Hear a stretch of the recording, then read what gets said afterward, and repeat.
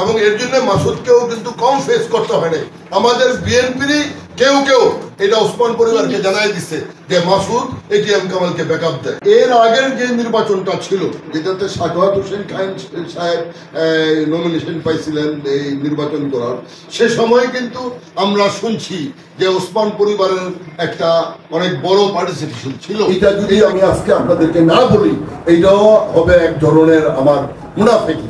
কারণ 16 বছর যারা পর্দার অন্তরাল থেকে হয়তোবা তারা বিএনপির সেইভাবে কোনো নামধারী কর্মী ছিল না, কোনো পদ পদবিতে ছিল না, কেউ হয়তোবা শিল্পপতি ছিল, কেউ হয়তোবা উকিল ছিল, কেউ হয়তোবা আপনার একজন সাধারণ মানুষ ছিল, সাধারণ নাগরিক ছিল, তারপরেও কিন্তু তারা আমাকে ইভেন কি আমি যখন কোর্টে আসতাম হাজিরা দেওয়ার জন্য, তাই না, জেলখানা থেকে নিয়ে আসতো, একদিন এক ভিক্ষুক আমার পকেটে টাকা ঢুকে দিচ্ছে যে কামাল ভাই এই টাকাটা আমি আপনারা দিলাম, আপনি জেলখানায় আপনি খাবেন, এনে খাওয়ার অনেক কষ্ট।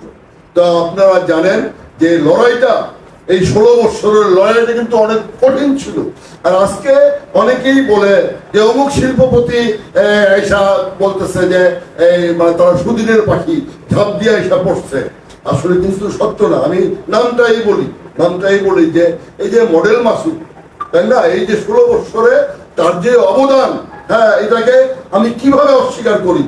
আমি যখন আপনার ওই যে আমাকে যখন আকরাম সাহেবের মিটিং এর সভাপতিত্ব করলাম, আমার ছেলেটা ধরে নিয়ে গেল, আমি পড়ায় ছিলাম, আমার পুরো পরিবার, আমার আত্মীয় স্বজনরা আমার জায়গা দেয়নি, আমার আত্মীয় স্বজনরা জায়গা দেয়, অনেকের বাড়ি থাকতে চাইছি, কইছে না না আমাদের বাড়িতে পুলিশ আসবে।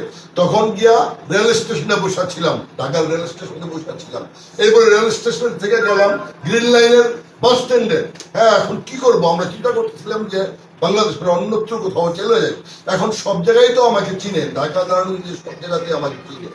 পরে এই যে মনির নামে একজন মাসুদের কর্মচারী আছে, মাসুদের সাথে কাজ করে, সে কিন্তু দীর্ঘদিন থেকে বিএনপি করে, আমার সবগুলি কমিটিতে সে ছিল, ক্ষুদ্র বিষয় সম্পাদক। অনেকে বলে মনির কি, মনির বিএনপি কি, না, মনিরও বিএনপির একজন।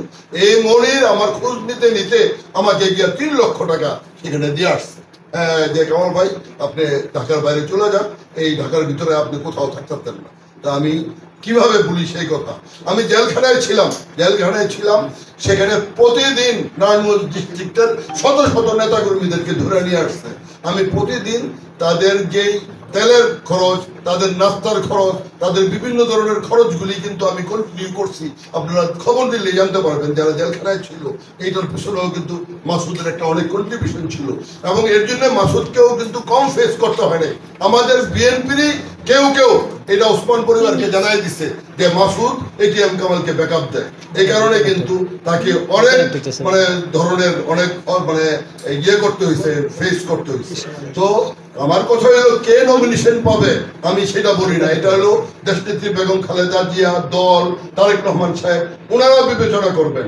কিন্তু একটা দলে কিন্তু সকল শ্রেণী পেশার লোকজনেরই প্রয়োজন আছে। আজকে মাসুদ বা প্রাইম বাবুল তারা হয়তোবা দলে সরাসরি কোনো পদ পদবিতে না থাকলেও কিন্তু পিছন থেকে কিন্তু তারা দলকে ধারণ করছে, তারা সহযোগিতা করছে। আজকে কালাম ভাই যদি নমিনেশন পায় এদেরকে কিন্তু প্রয়োজন আছে, আজকে সাখাওয়াত নমিনেশন পাইলেও প্রয়োজন আছে, আজকে ত্রিপুরাও কিন্তু প্রয়োজন আছে। আজকে আমি মনে করি যে বিএনপি যদি মনে করে যে না এখন সুসময় কারোর প্রয়োজন নাই, এখনো আমাদের প্রয়োজন আছে সর্বশ্রেণীর লোকজনদেরকে নিয়ে আমরা ঐক্যবদ্ধভাবে দলটাকে আগে নিয়ে যাই। আমাদের চিন্তা করতে হবে ধানের শীষ আমাদের প্রাপ্তি, এই ব্যক্তি আমাদের প্রার্থী না, এবং তার জন্য আমাদের কাজ করতে হবে, এবং এটাই হইতে হবে আমাদের বিএনপির নেতাকর্মীদের মূল মন্ত্র। তবে আমি একটা কথা বলতে চাই, সেটা হলো যে এর আগের যে নির্বাচনটা ছিল যেটাতে সাখাওয়াত হোসেন খান সাহেব নমিনেশন পাইছিলেন এই নির্বাচন করার, সে সময় কিন্তু আমরা শুনছি যে ওসমান পরিবারের একটা অনেক বড় পার্টিসিপেশন ছিল। এটা কিন্তু অন রেকর্ডই তার অনেক সহকর্মীরাই কিন্তু সেই কথা বলছে।